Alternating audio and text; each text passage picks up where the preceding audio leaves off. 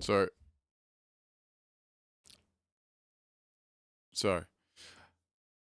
I'm going to show you an example out the bat of each microphone. I've set up a sort of chain of effects, which includes a noise gate, a compressor, and an EQ.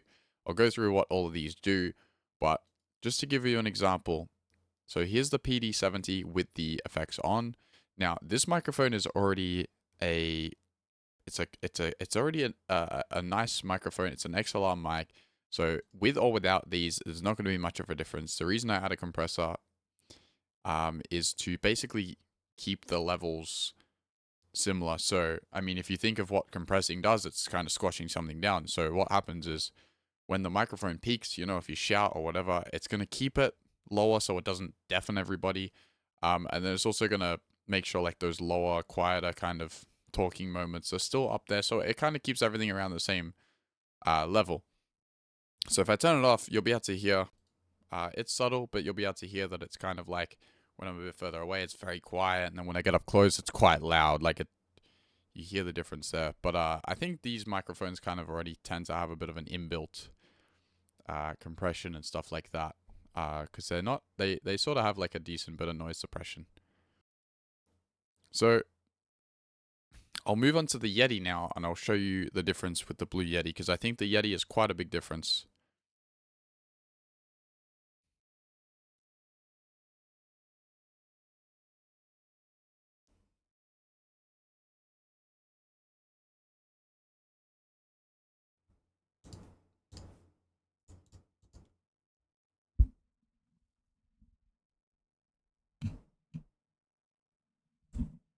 All right.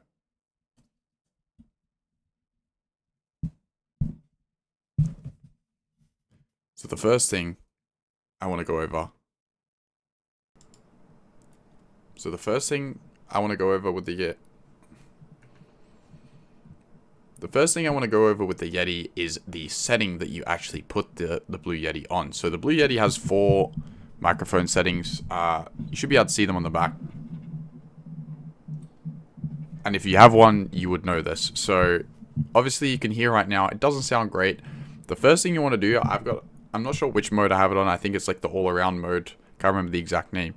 But you want to put it on like the cardioid mode, because that's basically just one direction. So it'll come when you're speaking into the microphone from straight on, that's all it'll try and pick up. So it won't try and pick up everything else that's going on around. So we'll do that first, and then I'll also show you the other settings to improve the actual quality.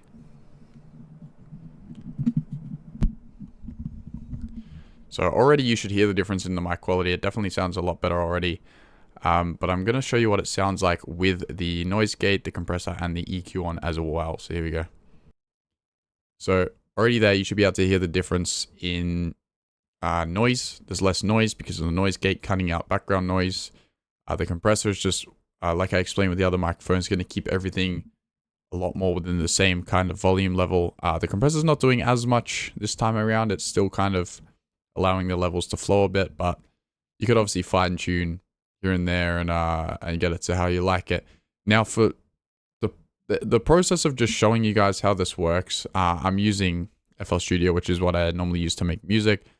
I just thought this would be the easiest way to use the same plugins and just show you as an example. Now, if you're setting this up, you'll most likely just use Streamlabs or OBS and do it within there. It actually has noise gates and compressors and stuff like that built within Streamlabs.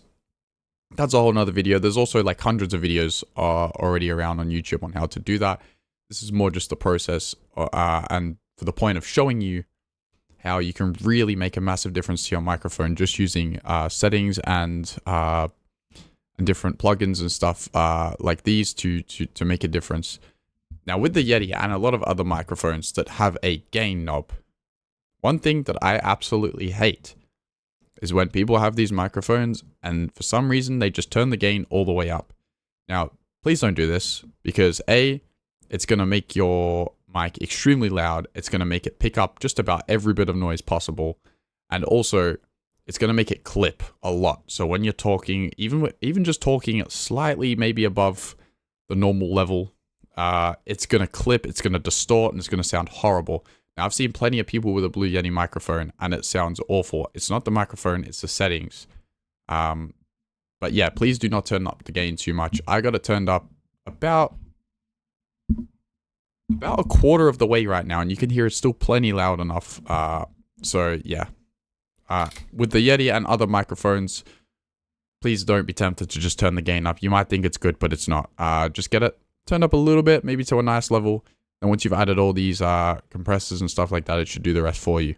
So I'm going to move on to the A40 mic, and I think this is the most surprising out of the lot. So we'll move on to that, and I'll show you what that one sounds like.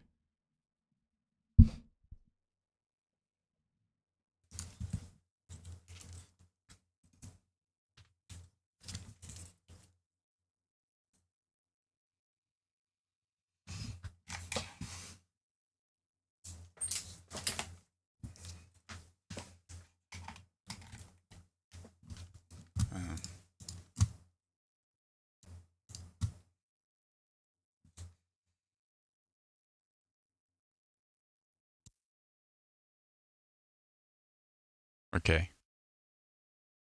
So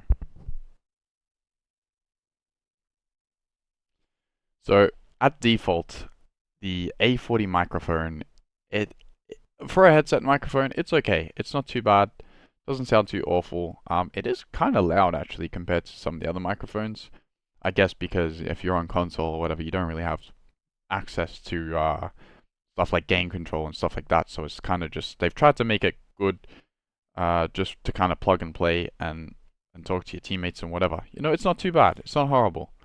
It already has, I think, a bit of built-in noise suppression into the A40 mic. You normally can't hear too much background noise, which is good. But obviously you can go ahead and add a little bit more if you'd like to. I think the biggest thing here is the compressor and the EQ make a huge difference to the audio quality of this mic. The Astro mic, to me, is very muffled sounding. You can even see, if you look at, at the top where I've got this, you can actually see down like the top end there, it's not got a lot going on. There's not much at all. It's definitely all kind of low to mid-range. Now, with just an EQ, you can actually make that sound closer to another microphone by just kind of boosting. Like you can see here, what I've done is basically just boost my hands. Now, not everyone's going to have access to this EQ. I'm just using it for the point of showing. But if I turn it on, you'll hear the difference straight away. All right, there we go. So now you can hear that it kind of pops a lot more up high. And it's in the ballpark of the other microphones now. It's still not maybe quite as good, but you can hear that with a simple EQ and a bit of compression, it's actually up there with the other microphones. So this is just a good example of how even just a basic headset microphone can actually improve vastly, and actually almost be mistaken as a decent desk microphone or whatever. So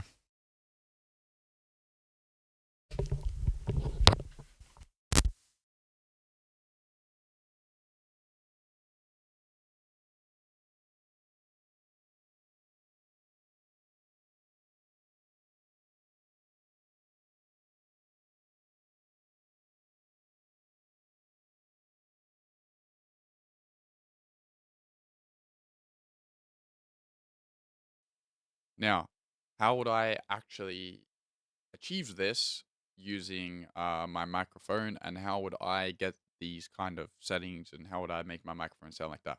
Again, first thing, please don't turn the gain up too high. That's the number one thing that I feel like makes microphones very bad. So if you have a microphone like the Blue Yeti that has a gain knob, just turn it up a little bit, mess around with your settings. In OBS, if it's peaking into the red constantly, that's probably not a good sign. The whole reason that this bar is here and shows where your mic is and where your audio levels are, red doesn't mean good. So I know a lot of people just let their stuff redline and just go as loud as possible, but trust me, you probably want it sitting somewhere in the yellow, somewhere about that, maybe but the bottom of like the red scale, depending how loud you want your stream. But yeah, so you can actually do these changes within Streamlabs or OBS. If you add, let's go through and add a audio input so I can show you.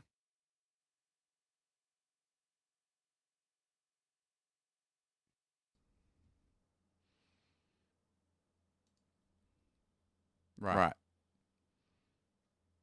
So I'm going to mute my other microphone for now, and this is the raw mic coming through as it is without any settings on it. This is this microphone right here, of course. And so what you could do within OBS, now there's more in-depth videos on this sort of stuff, but basically within OBS you can add filters, of course, most of you already know this, and there's basically everything that I went over. So you've got your noise suppression, you've got your noise gates, and you've got the compressor. So noise suppression is more trying to eliminate background noise all the time. So when you're talking, if there's noise, a lot of noise in the background of the microphone, it'll kind of help with that. Noise gate is basically think of a gate, right? Opens and closes. It's basically what it does. So the noise gate, you'll set it at a certain level, and what it does is background noise is obviously a lot quieter. Well, hopefully a lot quieter than you talking.